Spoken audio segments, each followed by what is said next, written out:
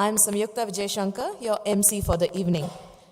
But before we commence this evening, can we request all of them to stand and maintain a moment of silence for the victims of Pahalgam?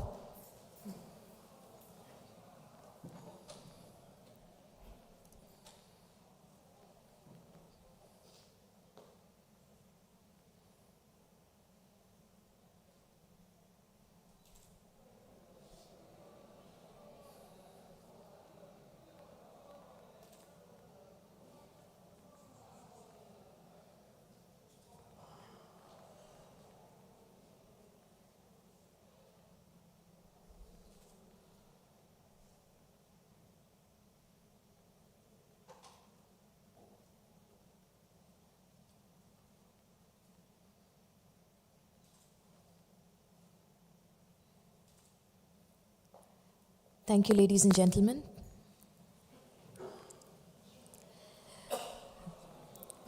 Let me take a few moments to, profile our organization.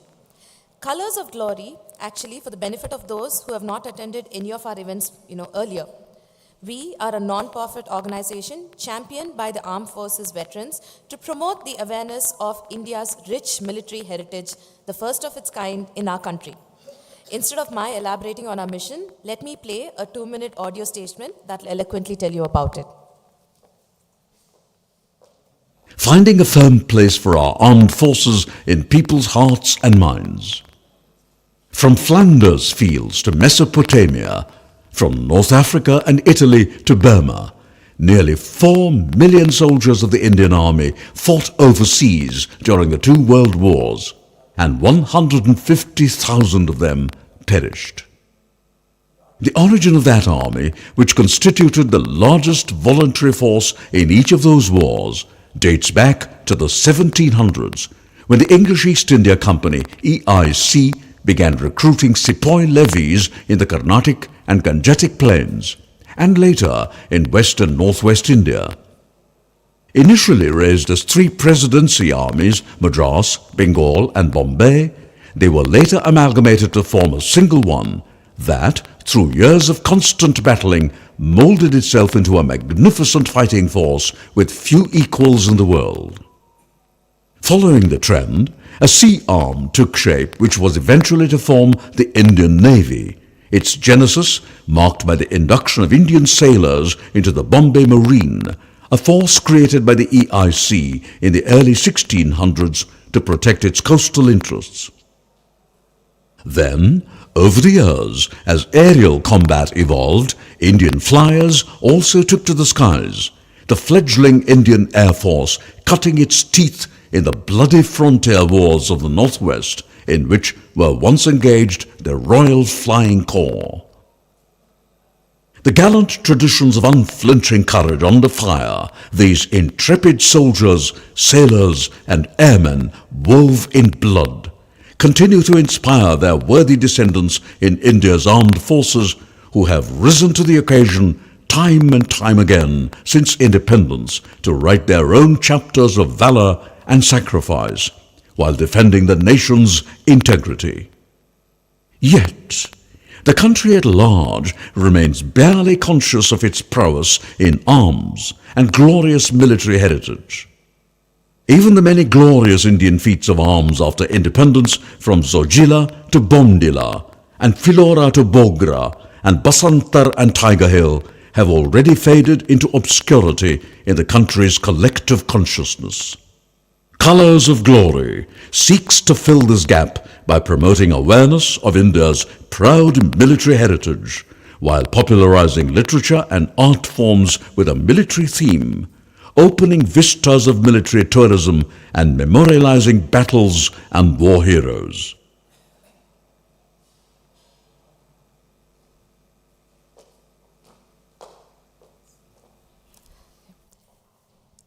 That being our mission, please watch a 3-minute video for the glimpses of the road we have traveled during the last 9 years since our inception in 2016.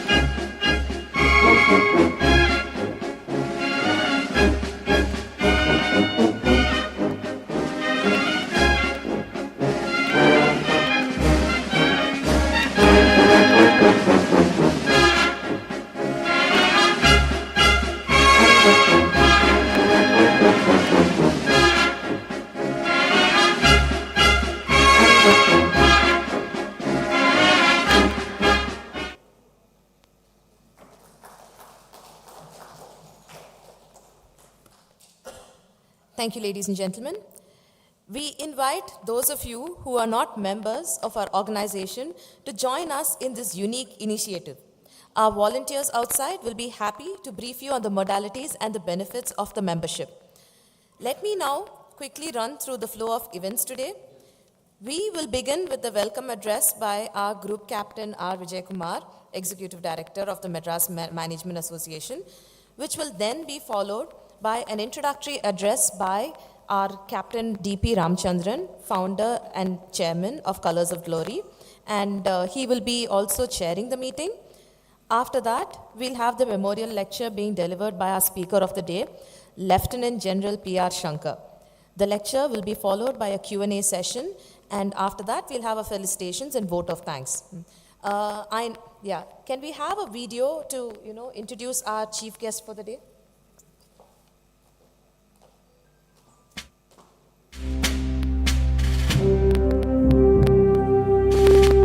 General P.R. Shankar, PVSM, AVSM, VSM, veteran, is the former Director General of Artillery and a professor in the Aerospace Department at IIT Madras.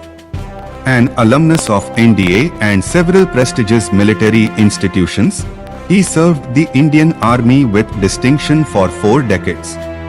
General Shankar led major modernization initiatives in artillery, including projects like Dhanush, Pinaka, BrahMos, and Swati WLR. Post-retirement, he contributes to defense research and education.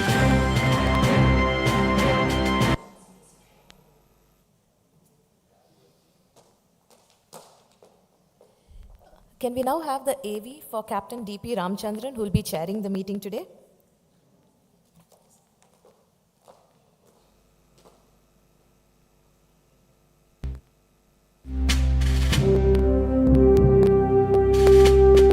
Captain DP Ramchandran, veteran, is a 1971 war hero, military historian, and founder of the Colours of Glory Foundation. He led a tank squadron in combat before transitioning to a 36-year corporate career. Passionate about military history, Captain Ramchandran has authored 4 books and numerous articles. His foundation pioneers efforts to promote India's military heritage. He also writes extensively, with over 150 blogs to his credit.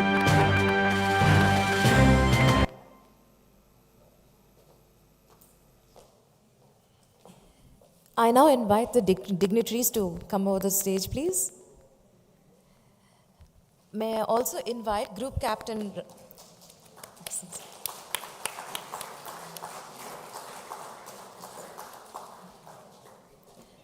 May I also invite Group Captain R. Vijay Kumar to deliver the welcome address. Once again, good evening, ladies and gentlemen. Thank you, Samyukta.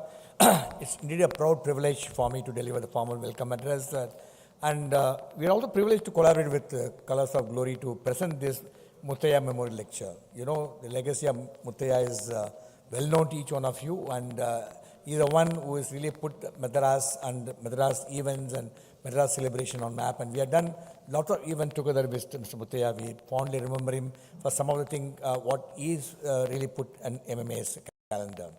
And Mr. Muthiah's the topic what he chosen today, India is a global player and the bipolar, because he strongly believed in the past actually, and he used to see that history is what we should remember and which takes us forward, and we should always do that. And we are indeed privileged to have with us this evening General Shankar, who has already been introduced. You know him, and it'll be I'll walk miles to listen to him, because he is the thought leader, strategic thinker, and today the talk will be he'll be icing on the cake today more, because he's also going to touch upon, we request him to touch upon what happened in J&K actually. So he'll be able to take, if you have any question on J&K, he'll be more than happy to respond to all your questions, and if it's appropriate, he knows he'll 100% he'll respond. Very warm welcome to you, General Shankar. It's a pleasure to have you with us this evening. And Captain Ramachandran, what to say, one of the most energetic person I come across, and before I tell him, I'll get a message, I'll get a call, the way he follow it up, and it's always a privilege for MMA to collaborate with him and do this event, and we are doing his annual. We would like to do many more events, but the calendar of MMA is so tight, and yes, we love to do more events with him. And the number of events, what he does singularly, and MMA, we got all the infrastructure, paraphernalia, a lot of officials, so we are able to do it, nothing great about it actually. What he does, he deserves a big round of applause for doing so many events as a one-man army actually. Many congratulations, phenomenal.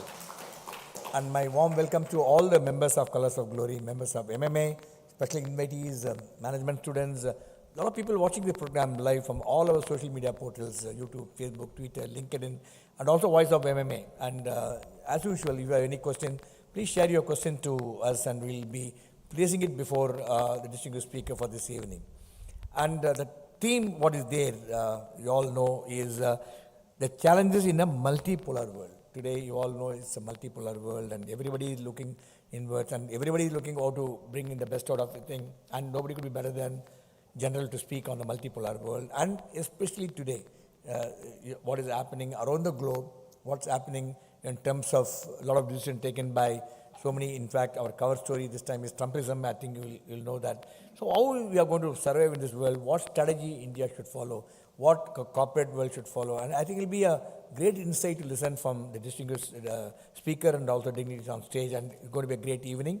Once again, very warm welcome to each one of you. It's indeed a pleasure to have you with us. Keep coming to MMA, and we have great facilities. Some of you have come for the first time. I would like to just tell MMA has got nice facility, 24,000 square foot of built-up area. We got lovely library with 1.24 million books, e-books, and for our events, we do some 800 events in a year. We got 9,000 plus members. And for all this, MMA has been recognized #1 management association in India for the last 14 years in a row. Thanks to your continuous support, we are able to do that. Once again, very warm welcome to each one of you. Sit back, relax. As much as you, I am also eagerly looking forward to listening to the General. Thank you, General.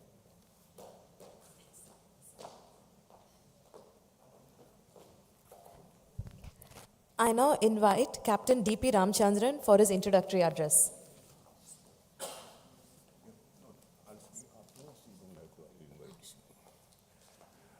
Good evening, ladies and gentlemen. It's absolutely, am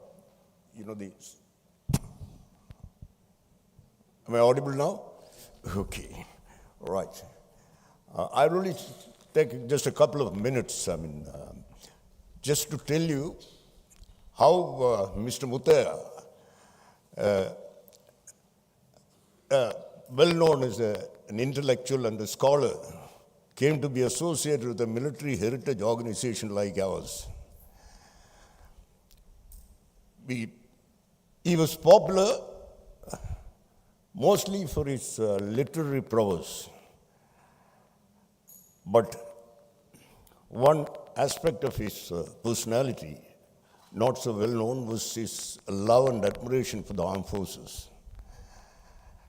Most people didn't know it. I did, because I had an opportunity and a rather honor to work under his guidance while I documented the military history of Madras. In fact, it was one of his regrets that he didn't have an opportunity to serve in the armed forces. Nevertheless, his knowledge of military history surpassed that of many who served. That could have been probably one of the reasons he readily agreed to join us as a trustee when we were raising this foundation. In the initial years when we were finding our feet, he was our guiding beacon. That is the reason when he departed from this earth, we instituted this annual memorial lecture. We had many celebrated speakers. One of them is sitting right here, Dr. Shobha Vartman, who gave a talk on Subramanya Bharati. Many of the speakers, we were dealing with Madras, and either knew him, and we have connected the military and this thing. We have a topic of military nature at the same time of general interest, and I'm glad we have General Shankar here as our speaker this year, who is one of India's finest strategic analysts and military speakers. I'm sure you'll enjoy it. It's all yours, General. Now.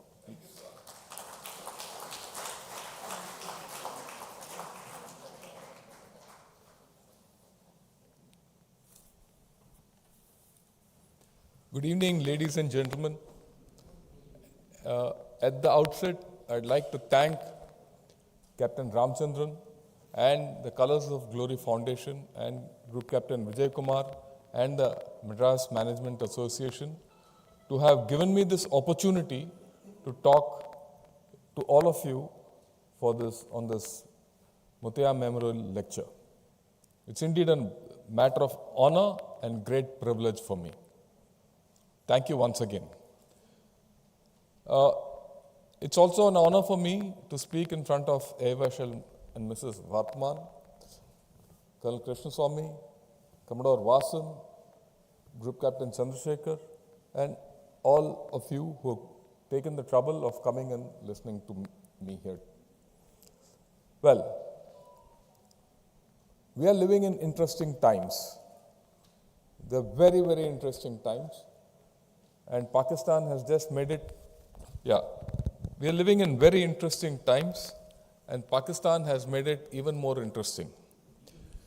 Right. But be that as it may, we'll first talk of the subject, India as a global player, right? Can I have the slides up?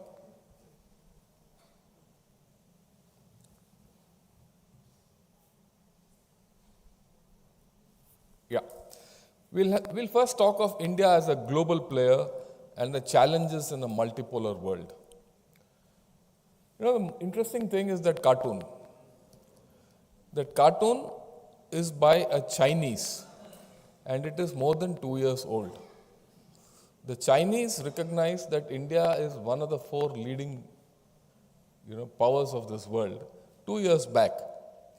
We are still to recognize ourselves. So having said that, let's move ahead. Okay, before I get into everything, what are the global trends which are flowing in the world today? Right? There are a whole lot of conflicts going all over the world. And the 3 major ones being Ukraine, one in Gaza, West Asia, and the third circle is that in South China Sea. Though most of us don't realize it, there's actually a big conflict going on out there. Okay, Taiwan, Philippines, Japan, everyone, and with China. But what's more interesting is what's happening near our house. Pakistan is hot, China is hot, and Bangladesh is hottest. Okay, we are living in very, very difficult times in terms of the conflicts which have erupted around us. It doesn't make us weak, it has made us stronger. And it is here that the strength of India starts coming through. Right. We are also living in the midst of tariff war. We don't know what is the tariff, what is the rate of everything, nothing. No, it's all uncertainty all over. We don't know who's fighting whom. What are the alignments? We don't know. We know there's going to be a multipolar world, but who's aligned with whom, we don't know. At times, I don't know if America is aligned with itself or not. Or for that matter, the same goes for China also, right? Because the external China and the internal China might not be aligned at this point of time, right? The global growth presents total divergent and uncertain trend lines. That's how it is. In fact, with the tariff war, there's not going to be global growth. There's going to be what do you would call opposite of growth, whatever it is. Really speaking, most of us have got used to this word growth. You don't know what the opposite of that is. Right? It could call it deflation, regression, whatever it is, but there's no antonym for that. Right? And the thing is uncertainty. Uncertainty is what it is. If you're very certain that, okay, you're going to go into that place, you're okay, but you're going to be very uncertain. When you look at the 10 or 12 largest economies of the world by GDP, you see the trend lines. Okay? those which were superpowers at one point of time and all that have gone down. You look at Italy, Germany, Japan, all these are gone down. And they're not slated to go up anymore. If anything, they're going to regress. And the demographics are failing. From the top, if you look at China. Though China, they say it's 5%, 4.9% on dollar. A lot of it is fake. 2-3 years back, everyone said China is the second largest economy in the world. It might be so still. But one doesn't know whether its GDP is $17 trillion or $12 trillion or $10 trillion. Complete hocus pocus. It's big, but we don't know how big it is. And in this light, if you see, it's only India which is set to grow consistently at over 6%. Even with this tariff and the new outlook, gloomy outlook which is coming out, they say India is going to maintain 6.2% without fail. And the underpinning factor for all this is people, demography. Right? All erstwhile Western countries, powerful countries, superpowers, not so superpowers, including China, are suffering demographic declines which have not been seen in the history of mankind. And they are not set to grow. And economies at the end of the day is of people. It's not about machines, it's not about robots, it's not about militaries, it's not about ships. It's people who make the economy. And very often we miss that out. And it is here that India with its demographic dividend is set to continue to grow. And our fundamental culture, right? Whether it is Aryan culture, Dravidian culture, Hindu culture, Muslim culture, whatever it is, the intricate culture and the pluralistic values of our society will ensure that this growth continues. When you look at it another way, it is the fact that you are just restituting to what we were at some point of time before being colonized and, degraded. Okay, when you look at this gentleman, Trump, he is creating a new world. And this new world is all of disorder. There's no order. He's withdrawn from the WHO, he's breaking the IMF. He says, I don't want to be part of NATO. He's brought in this tariff regime which no one knows where it's going to end. He also doesn't know. And then, of course, he's put America on a lot of internal actions, which America has not experienced since the Vietnam War. The last upheaval within America happened around the Vietnam War. Internal problems. And whether we like it or not, it still remains the preeminent power of the world. And whatever happens within America, internally or externally, affects all of us. And that is at stake today. Now, the rules-based order, which everyone keeps talking of, that was defined by the international institutions, UN, WHO, UNCLOS. These were the ones which there's no rules-based order. No one has put a set of Government of India rules or the world body of rules. It is these institutional rules which form the rules-based order. And that's being broken. And that's being broken in a big way by China and USA.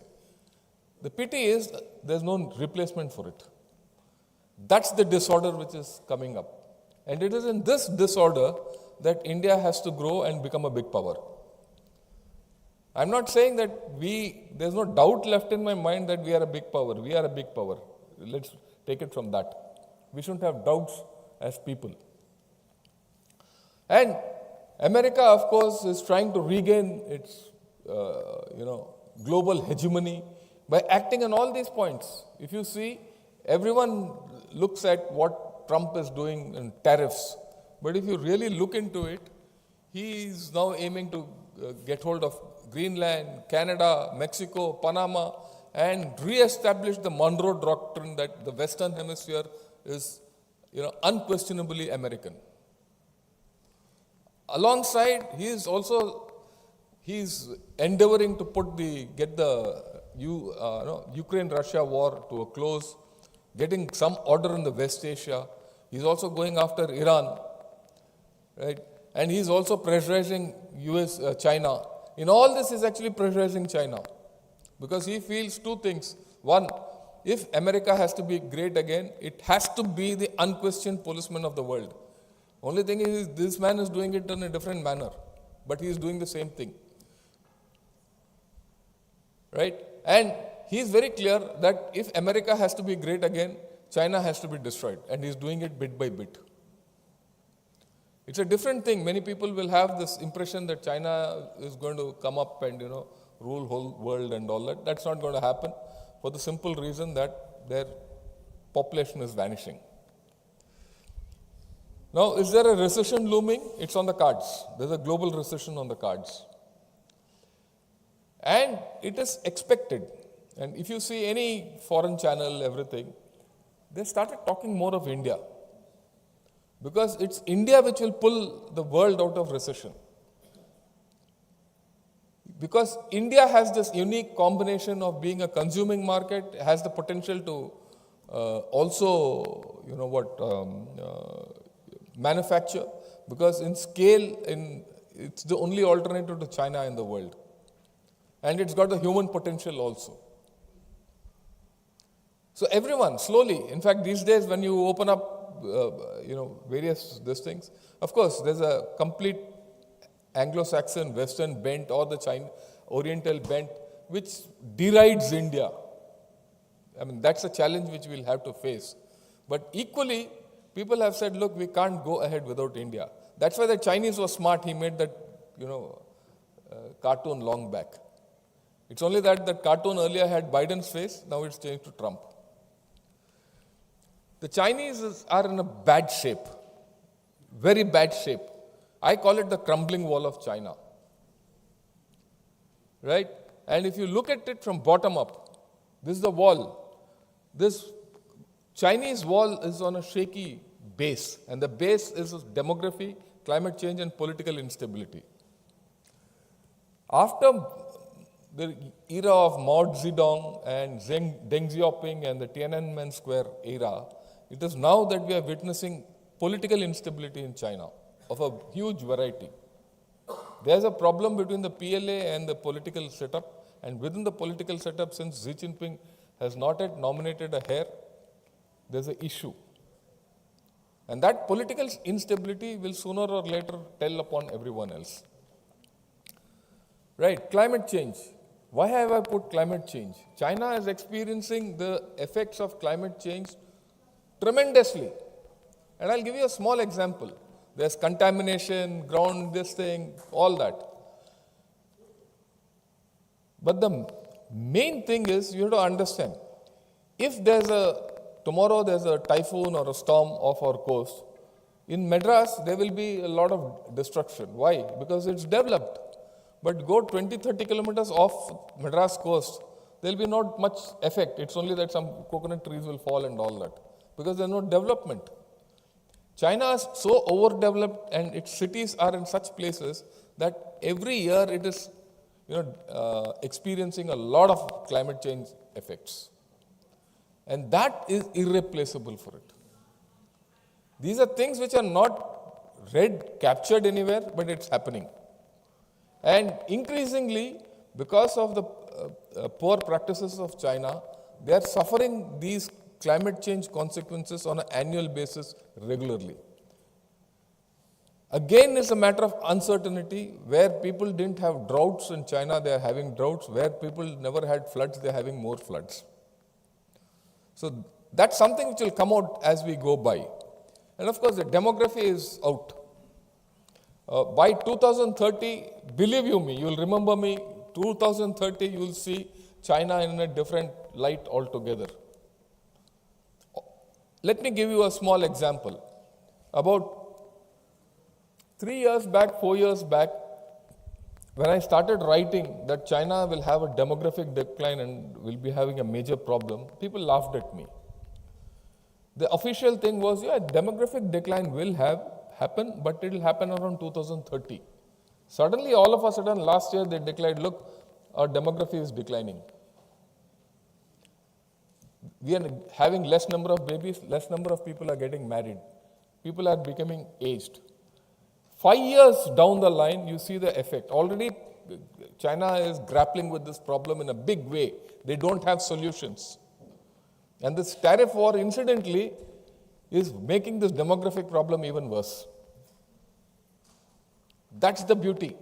That's the unseen effect of the tariff war on weak demographies.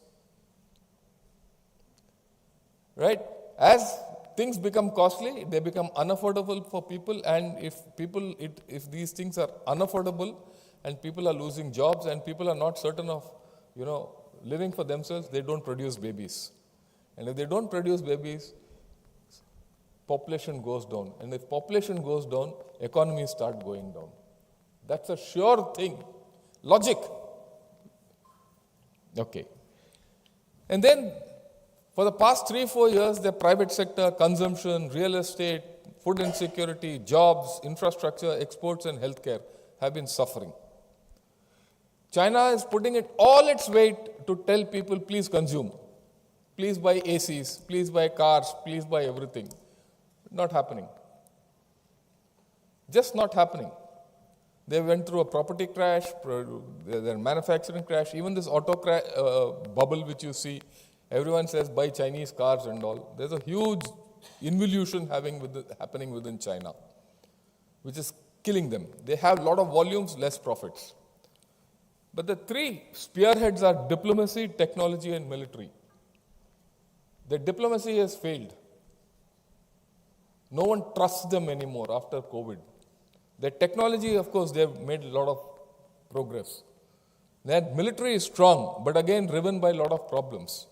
In the past 10 years, you will not believe 14 full generals, 26 lieutenant generals, and 50 major generals have been sacked.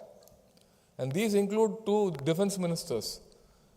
At this point of time, the Central Military Commission, which is one of the apex bodies of the Chinese government, or the communist government, is cut down by half because those chaps have been arrested by Xi Jinping and purged. There's no replacement. So that's China's story. I've shown you the 2 biggest economies. Okay. And then Europe is in mess. Europe has got lot of problems. Europe outsourced its energy requirements to Russia. It outsourced its manpower to, the Islamic countries, all manpower duties, and it outsourced all its economy and security to USA. And now everyone has given up on it. So it doesn't know what to do. Suddenly it says, I have to remilitarize myself. Otherwise I'm stuck with this thing. So there's a change. When Europe remilitarizes, the world goes into war. That's history. And you have to see it in the continuum of those 4 big powers which I showed. Europe is not part of that big power. Those 4 big powers are the 4 big militaries of the world also. So you have this. Now when all these countries militarize, others also start militarizing. So in the next 5 to 10 years, you are going to see strong militarization, remilitarization. And a chap who's over-militarized will start fighting. Logic. Okay? And if the chap is hungry and he doesn't have money to eat or anything and he's got arms, he'll fight. And that's the uncertainty we are going to go through. This is it. I get back, have a look at it. Take this back. Anyone talks anything tomorrow about India, show him this thing. This actually tells you where India is. Okay, but then, there's just that equation doesn't hold good. This I've converted into a quadrilateral of global power. If you see this quadrilateral of global power, you will see USA, China, India, and Russia in 4 corners. Right?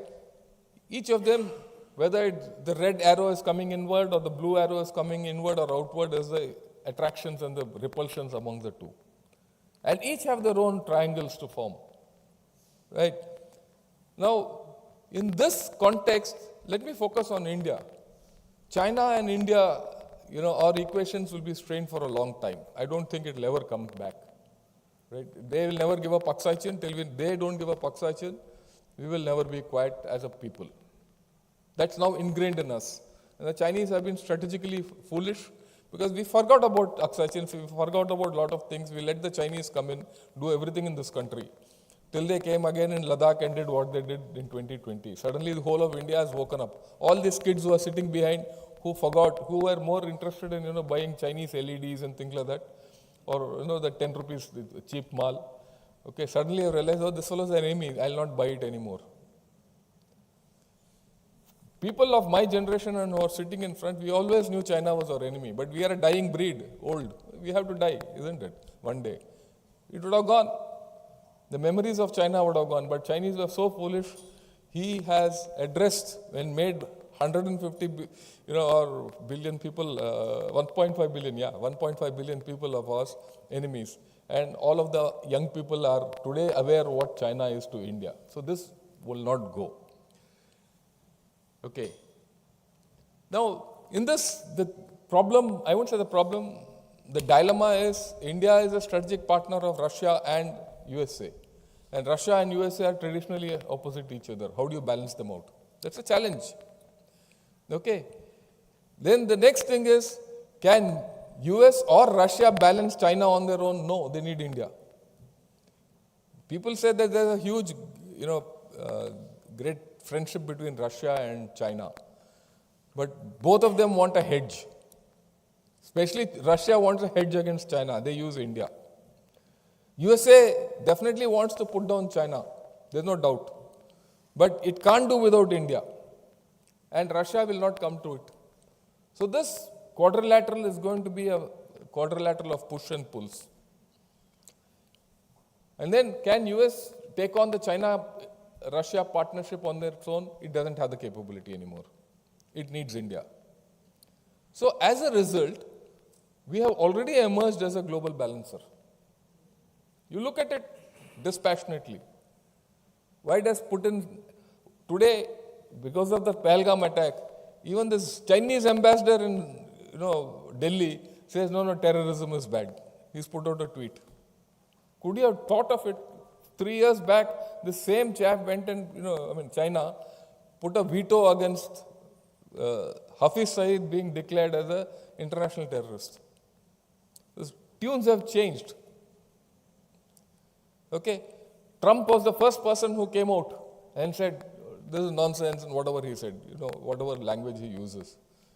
The same America stood by Pakistan during the parliament attack and all that, and beyond, even Balakot and all, right?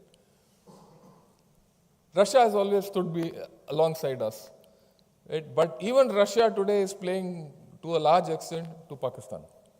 So if you look at the series of international equations, you see that there are a lot of tensions, but no one can do away with India, including Pakistan. Okay, so as a result, there's a centrality which is emerging of India in global affairs. All these fellows which I put in this, whether it's the West, the Global South trusts us. What is important for us is, it's not a matter for GDP, it's not a matter of anything, it's a matter of the fact that people trust us. People trust Indians. You have to feel this trust when you go out and speak, especially to countries like, in Africa, go to Sri Lanka. Sri Lanka, of course, you'll find a dual tone. But generally you see that, you're able to win back trust. People trust us. You go to Myanmar, they trust us. Go to Southeast Asia, they don't mind getting security from USA, they don't mind getting their economy straightened out with China, but they want us for trust, that hedge factor. We need a fallback nation, and that fallback nation is India. From being a fallback nation, the switch to being being dependent on that nation is a small step. That's a thing in progress. So when you say India emerges as a global player, that is starting to happen. It's a matter of 5-10 years, you'll see this happening. It's going to happen, whether you like it or not. Okay. We also have to understand that India is the center of all major populations, right? We are also in the center of all conflict zones. It gives you opportunities, it gives you position. where everyone can come running to you. If you see the world, USA is not in the center of any population growth. It is not in the center of anything. Neither is China. China is also in one corner. Okay. It is also central to the big spenders and the net defense importers. It gives you opportunity. When they have to import, you start producing. And that has started. Luckily, or I mean, whether very crucially, we have started defense exports and they're going up. It will take another 5-10 years, maybe 15 years. But this is a trend which is irreversible. And many of you would be saying, oh, we don't make aircraft, we don't make tanks, we don't make this, we don't make that. These are a matter of time. In 2010, the Hindu got out an article saying that, look, India is a country which is in search of an artillery, and we have an artillery which is in search of ammunition, because we didn't have anything. But in 2024, you are exporting. You are exporting ammunition, you are exporting artillery. 14 years. There's a shift which is happening. You look at the Indian Navy, we've always been Atmanirbhar. But we are now, as far as the Navy is concerned, we are struggling with capacity. And we want to be first, help ourselves before we help others. But even in that, today, a lot of people in, the US is striving to build up its Navy. They say, let's use the Russian. There's no capacity anywhere else. Let's use the Indian shipyards. That's the thinking. It's in a matter of a year or two, you will find the Americans lined up here. Because if they want to remilitarize, they don't have manpower to do so. They don't have the factories to do so. They have to come here. They know the place, or go to China, which they'll not go. Okay. So this is the trends which are happening. Okay. You're also central to all disasters. Why have I said disasters? Because in every disaster, India has helped people.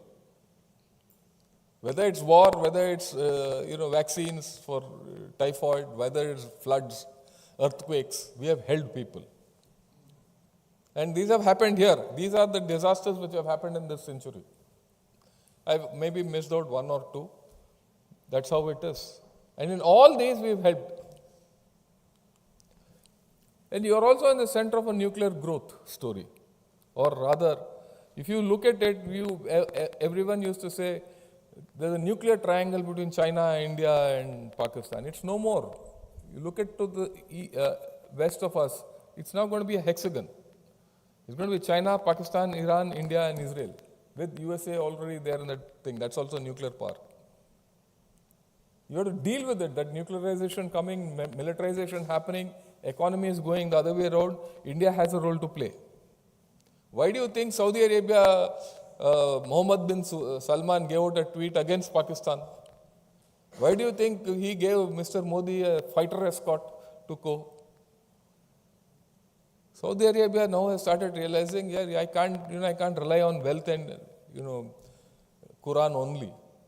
I need something else to sustain my wealth, otherwise it will go down. The American will take it off and the Chinese will take it off. I'll be left with nothing. I'll be left with my sand. So he says, where do I go for trust? Who do I go? He says, I'll go to India and set up the biggest refineries in the world. That's the thing which is happening. And on the other end, for China, there's a big headache. Because China, Russia, North Korea, USA, South Korea, and Japan all want to nuclearize. Now, if these guys nuclearize, there are other countries who say, I also want to nuclearize. So you're going to have a nuclear race. And where are you going to be in this nuclear race is something very important, which I have not put it in my thing. But you have to be up on the nuclear race for only one reason. You're energy deficient. We are energy deficient. On the way out of our energy deficiency is nuclear. One of the ways out. You have to renewables, this, that, everything. But a huge untapped reservoir we have is the thorium route. Because India is one of the biggest holders of thorium in the world. And we have already, many people don't know about it. We already have a three-stage plan for thorium-based energy production. And that's going to cater for almost 15% of our energy. And that's it's not happening very far, because some of you are looking at me as if I'm speaking Greek or something. It's happening in Kalpakam. 6 months, but last year, our Prime Minister came and inaugurated the second stage, loading of the second stage of the thorium cycle. Okay, so things are happening. Maybe another 5-10 years. It will take time, because it's a process time. We will be well on our way for thorium energy, and we are the leading researchers for thorium in the world. Okay, and this is my story. India's rise is unstoppable. When you look at Germany, Japan, and China, all three, they were aided economies. They were aided by the West. And they had a peace dividend. Japan and Germany had a peace dividend from Second World War. China had a peace dividend from Vietnam War, 79. 30, 40 years of peace. You not had this thing. You're an opposed economy. Everyone opposed you. Sanctions, this, that. You had wars. Even now you are having wars, and yet still you are growing. There must be something in this land of ours, in this country of ours, and the people whom all of us represent in this room, that it doesn't matter what happens, India grows. If the Englishman is not around. Okay. You had proxy wars, you had insurgencies, Punjab, Kashmir, this, that, and you beaten all of them. You are the only country in the world who has, taken out insurgencies and brought peace. No other country has been able to do it, except probably Ireland, right? UK and Ireland. No other country. Because we have a humane way of doing things. We treat even that insurgent as our brother, despite the fact that fellow shoots us. But in the long run, it has paid us results. What are the challenges?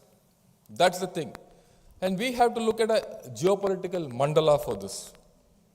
And what does this mandala consist of? It consists of this. This is the mandala.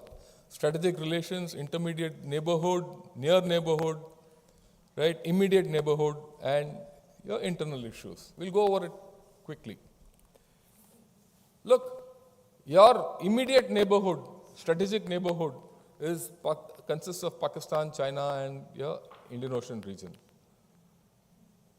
It is hostile, and it is the prime driver of our security and growth. I would say not as far as growth is concerned, the Indian Ocean gives you opportunity to grow. China and Pakistan give you the opportunity to regress or force regression on us. If you look at it overall, our relationship is adversarial, direct, and deteriorating. It's not improving. It's constantly challenging us. Like at this point of time also, we are being challenged and threatened. There's a threat of collusivity between China and Pakistan. We are living in this intense nuclear environment. You are subject to proxy, grey zone, all kinds of warfare. It's the most complex environment and most consequential for India's growth. And what's happening in Pahalgam is a representative of this. Then you have this near neighborhood, all these chunmuns around us. Okay? Nepal, Bhutan, Bangladesh, Myanmar, Sri Lanka, Maldives, and Afghanistan. These are all unstable.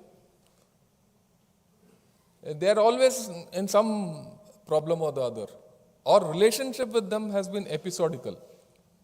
Today we are good with Pakistan and Bangladesh. Tomorrow Yunus comes, wo katti ho gaya. Okay. That's the way it is. Some Premadasa comes and Ranutanga comes or whoever. That's a revolving door in Sri Lanka. With every change, there's another relationship which comes in. It's the same for everyone. Earlier we were not happy with bad Taliban. Now that same Taliban has become good Taliban and you're friendly with him. But that's the nature of the beast. All these fellows, all these small chipmunks, we have to take them along. And all these are subject to giving us threats indirectly because they become hosts for others. And the threat comes to you through them, like it's happening now with Bangladesh. There's an implicit threat of China through Bangladesh. Or for that matter, Nepal. I mean, what's the threat from Nepal, you will say, from China? China is trying to say, look, Buddhism was born in China. That is their narrative. Buddhism is a Chinese religion. No, they'll say, Buddhism came out of communism. That's the narrative they'll start. But that's the challenge which is coming. And then, of course, you have an ethnic overflow. You go to any part of Chennai, every street you'll have at least 3-4 Nepalese today. They're doing small jobs, living, everything. You need them because people in Tamil Nadu don't work those jobs. They're gone to better jobs. So someone has to do those low-level jobs. But that creates ethnic transfers. Okay? And it's been our constant problem, challenge, everything to keep these people in our sphere.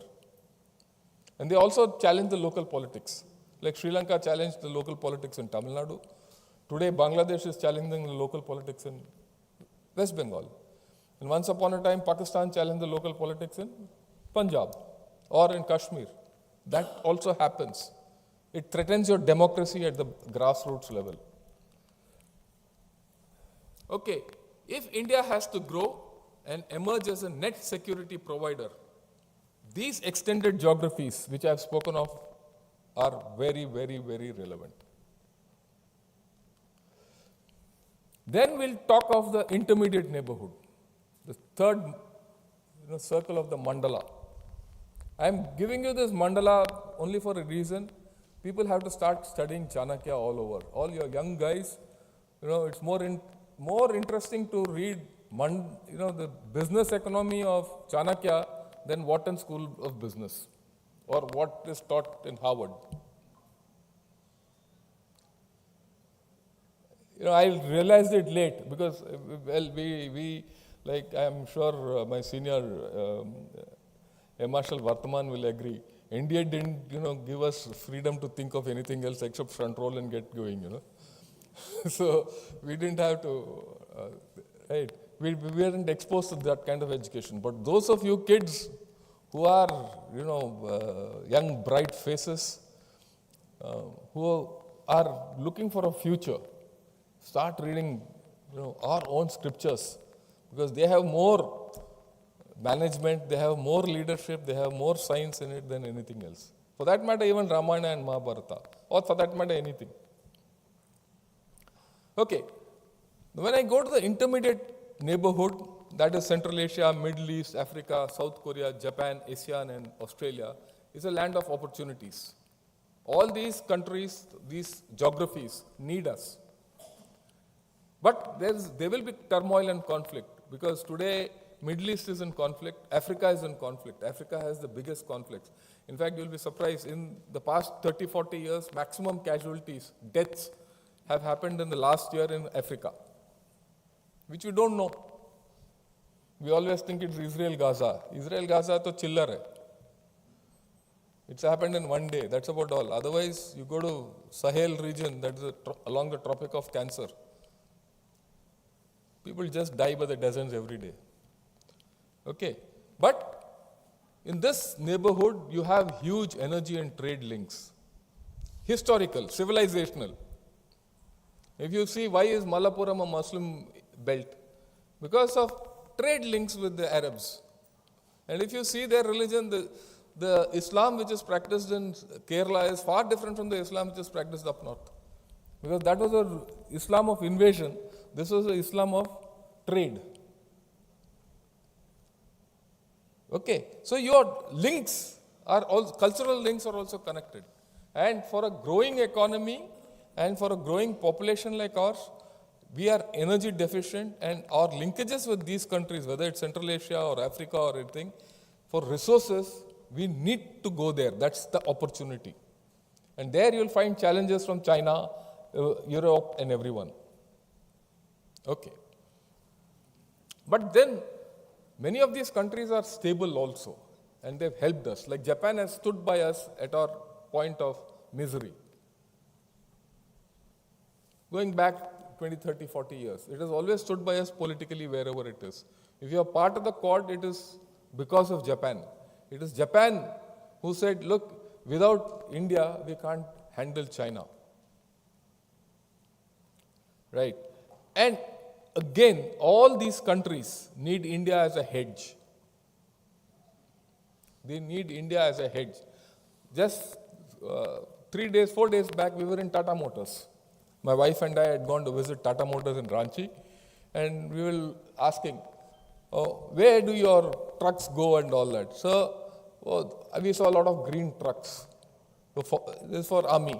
I said, army wants so many trucks. He said, no sir, not Indian army, Nigerian army. Changing. Nigerian army wants Indian trucks. This is something I have learned now. Earlier I didn't know. Okay, of course, Tata's has a brand value and name in Africa from long. But today it's taking on a different dimension. And then you have strategic relationships. These are critical. Those are the ones with Russia, EU, France, USA, Israel and Quad, where you have dependencies for arms, ammunition. Arms, ammunition dependency is not what you buy today, what you bought 20 years back. You have a Mirage still up in the air. You need still, parts from France. You can't, just cut it off. Or for that matter, Russia, you have tanks from Russia. You might not buy tanks today from Russia, but you still need spares from there. Right? And that gives you a forward linkage. That is why, because France has been such a dependable, strategic partner to us, you say, okay, we take Rafales. Now that you've taken Rafales for the next 50 years, 60 years, you have no choice but to be with France. Knowing fully well, France will sell that Mirage to Pakistan also. But then you are growing as a power, you have to handle it. You have to handle this thing as a great nation. Right? And these are all changing power equations, and a lot of comparisons and comparative assessments you have to continually keep taking. And no relationship is stable. If you see the trajectory of India-US relationship, it has gone through so many ups and downs. And it changes with each thing. So you have to be alive to the fact that these people, you need them, you can't do away with them. Their thing will also be episodic and cyclical. But at the end of the day, you have to stand on your own. And that's where you are going. I mean, believe you me, you are going there, all of you. Long back, I've been saying this now for a few people. Someone said, look, you have to go to Ranchi for delivering a talk. I said, who will go to Ranchi? Because I have to go to Ranchi, I don't know how to go there first. Does a train go to Ranchi? If it goes, from where all it will go? I'll have to go to Tata Nagar. Tata Nagar, where is Tata Nagar? All these questions will come. Where will I buy a ticket? Today it's not there. You catch a flight from here in the evening at 7 o'clock, 9 o'clock you're in Ranchi. Next day 10 o'clock you catch a flight, you're back. It's not only to Ranchi. From here you can go to Dehradun.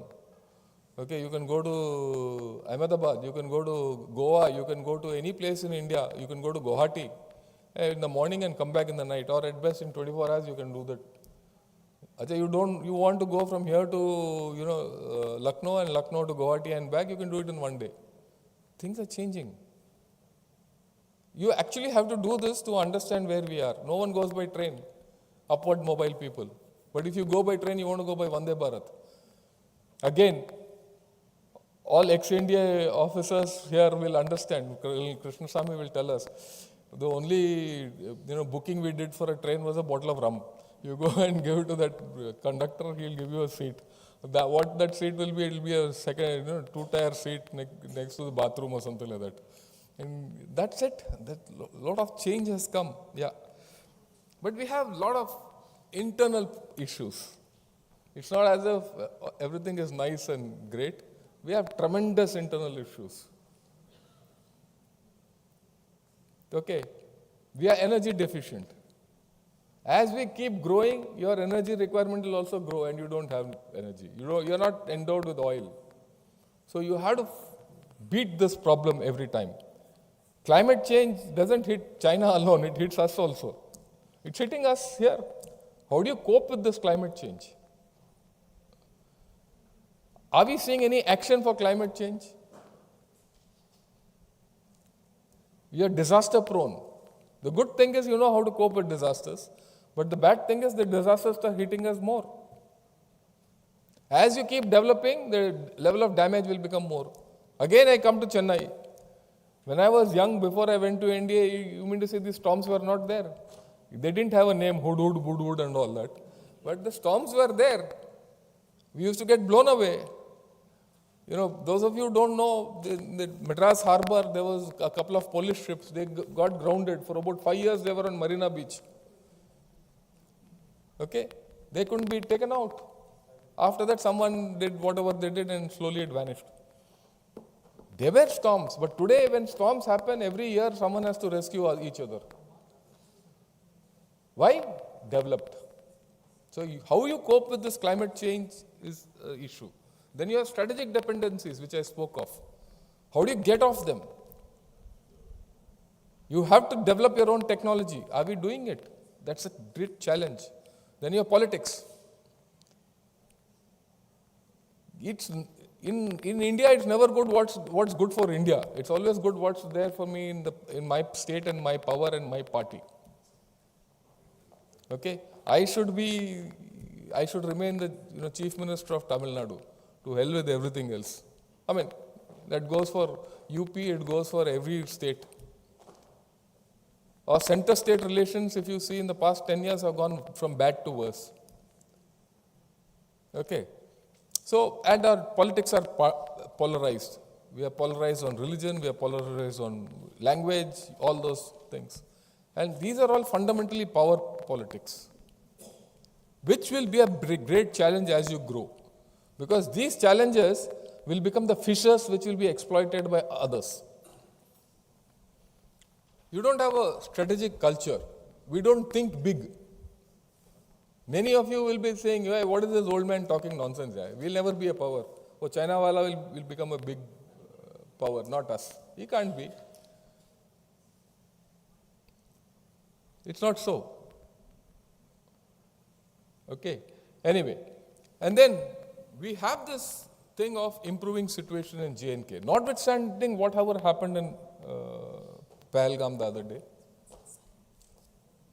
Yeah, we'll just finish. This is the last one. So, right, our situation in J&K overall has improved. Manipur is in turmoil. It's not come out of turmoil. We have a whole lot of ethnic and religious factors in our society. We don't have a good defense industrial base. And last but not the least, we don't have adequate budgets and capacities. Okay? I'll not go through all this. With this, these are the issues which I thought I'll put across to all of you. Right? I'm now prepared to take on questions on any aspect which I've spoken of. I'm open. Thank you.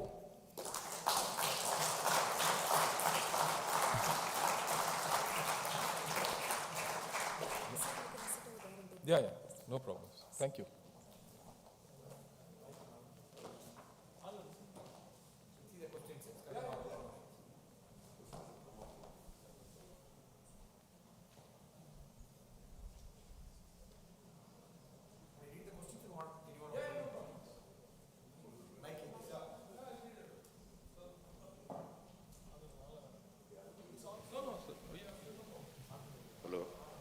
Yeah, the question is, as you can see, is how do you assess the current security situation in Jammu and Kashmir in light of changing military patterns and cross-border tactics? Urgent.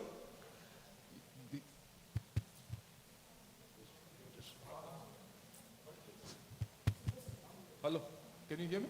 Yeah. First class. Look, the current security situation in Jammu and Kashmir is quite stable.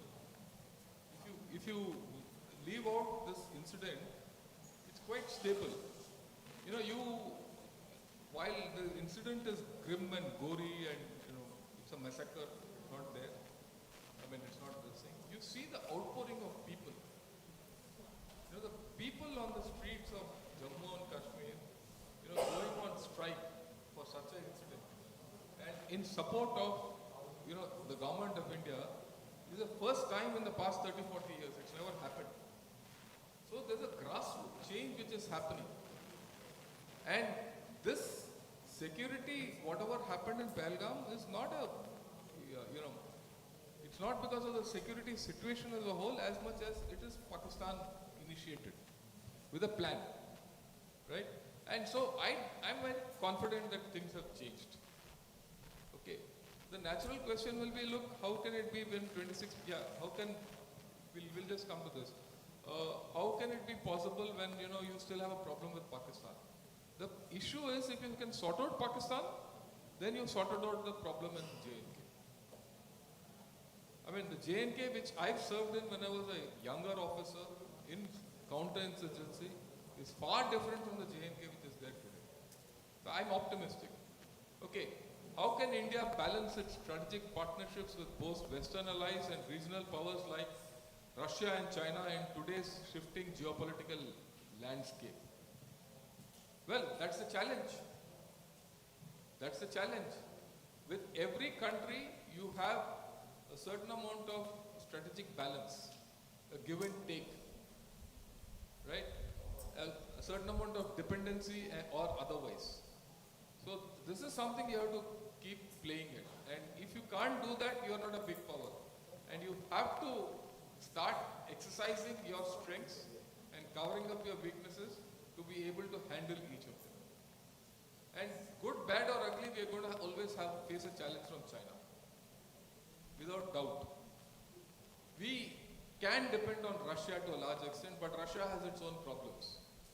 So as a result, today you are forced to go towards USA with whom you can't trust. You know, USA is not someone who's your, you know, neighborhood friendly Superman or something like that. USA is as big a problem for our security as anyone else. So this is an environment in which we have to live and we have to respond based on our national interests. Yeah. What strategic shifts have you observed in the role Pakistan-based actors post the abrogation of the Article 370, and how should India respond? From Shalini, the question comes from. Yeah, thanks a lot. The strategic shift, there's no strategic shift from Pakistan-based actors. There are no actors. There's only one actor. That's the Pakistan Army. The rest are all, you know, of those people. So you have to sort out Pakistan Army. And the strange thing about Pakistan Army, you just think, Pakistan Army has been defeated by us in every war. 65, 47, 62, 65, 71 and Kargil. You have also been able to, you know, counter them completely, the CI also. But with every defeat, this army has become stronger politically in Pakistan. That's the contradiction which you have to handle. So how do you defeat it? How do you defeat an army which becomes stronger with every defeat? Okay? It's not a matter of military strength, it's a matter of political strength. That's the contradiction which we have to handle.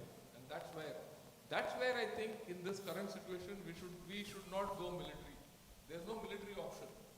What you have is a political option. What you have is, you know, the Indus Water Treaty is a nuclear option if you know how to handle it well. And you have to handle it well and don't expect immediate results. Pakistanis have got an immediate threat. But, you know, again, Article 370 was something masterstroke. Because when you dealt with J&K politically, the military didn't have a handle to stand on. And they were left on the sidelines. And you change the equation. Similarly, you have to change the equation with Indus Water Treaty or whatever you want to do to change the equation. You have to change the equation internally also.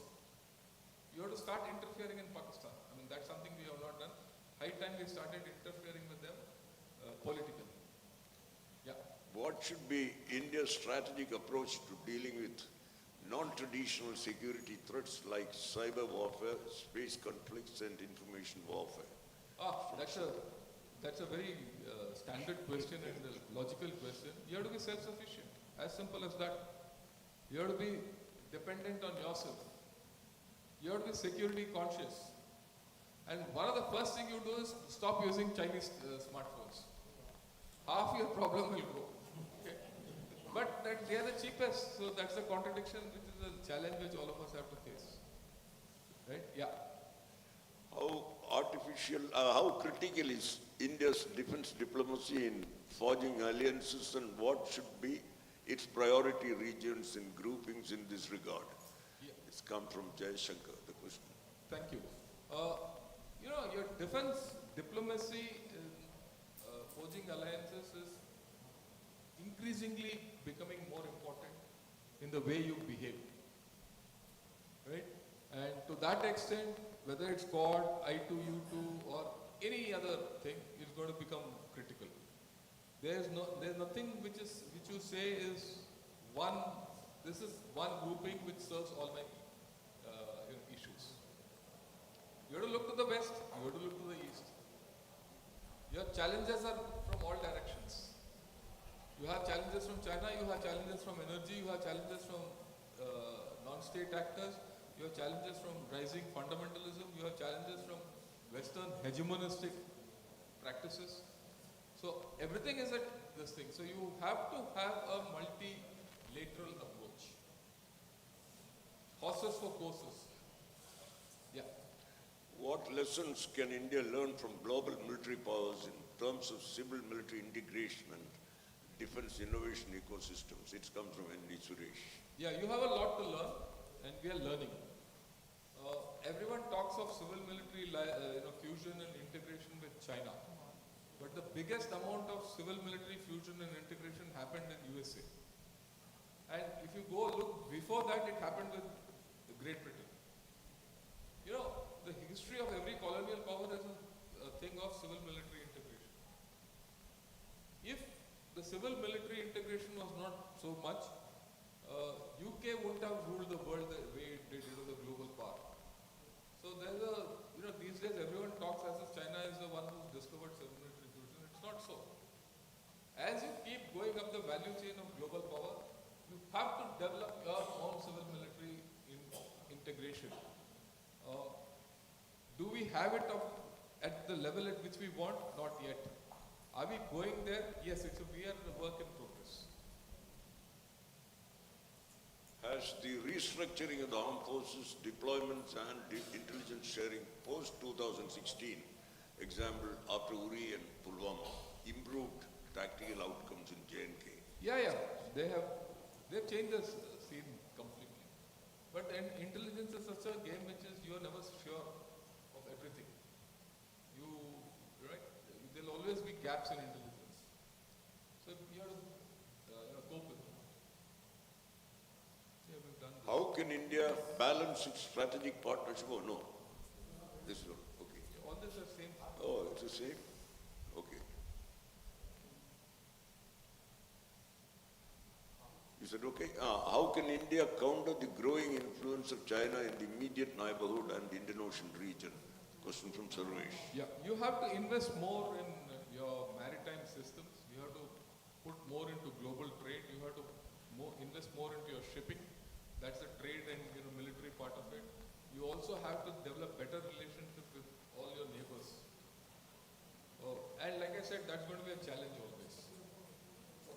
And China will remain your major challenge. But here the good thing is China has its own problems, which I said. So you have time. It's not as if time is, you're up against the wall. You have time to grow before China makes a complete entry out here. It's going to be a tough time, and this is going to be a major challenge. Yeah. Sectarianism, money laundering and opium trade are the most common factors in terms of insurgency currently, as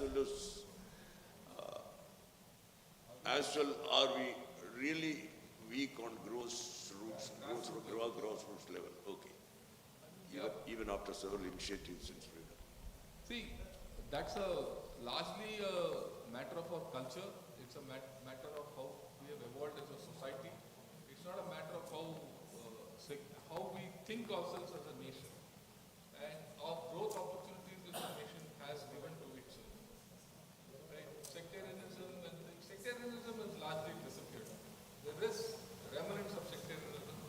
But if you just look, say, riots, sectarian riots in Hyderabad, or ethnic riots in Hyderabad, or, have not happened for a long time. You go back 20, 30 years back, they used to happen every year. I'm just taking that as an example. For that matter, another one.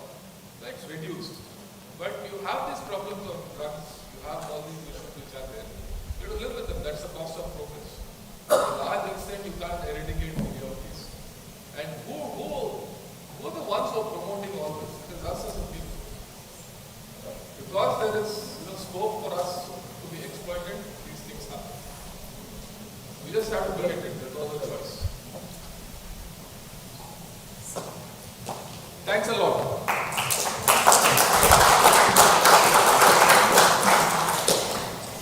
Thank you so much, sir.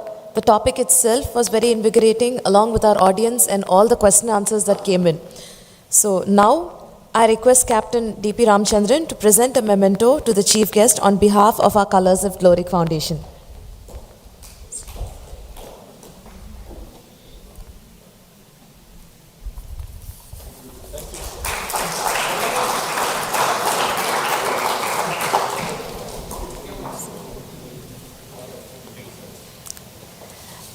I now request Group Captain Vijay Kumar and Mr. Nagarajan, past President of MMA, to present a memento to the chief guest on behalf of MMA.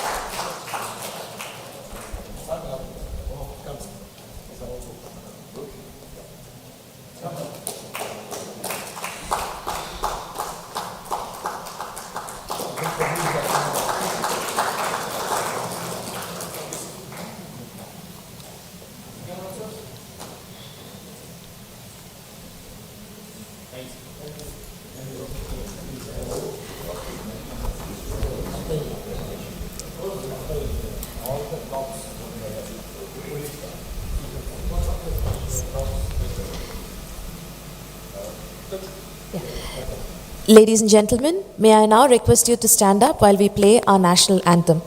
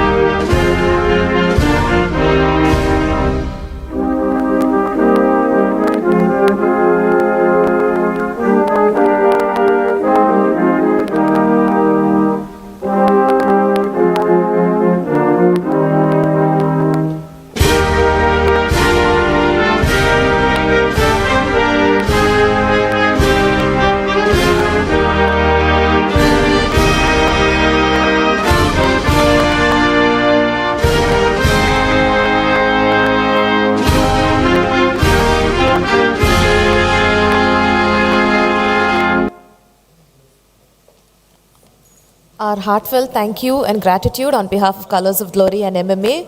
This now concludes our event. Oh, and just to let you know, we had 700 viewers on YouTube watching our event. So it was a very successful event. Thank you.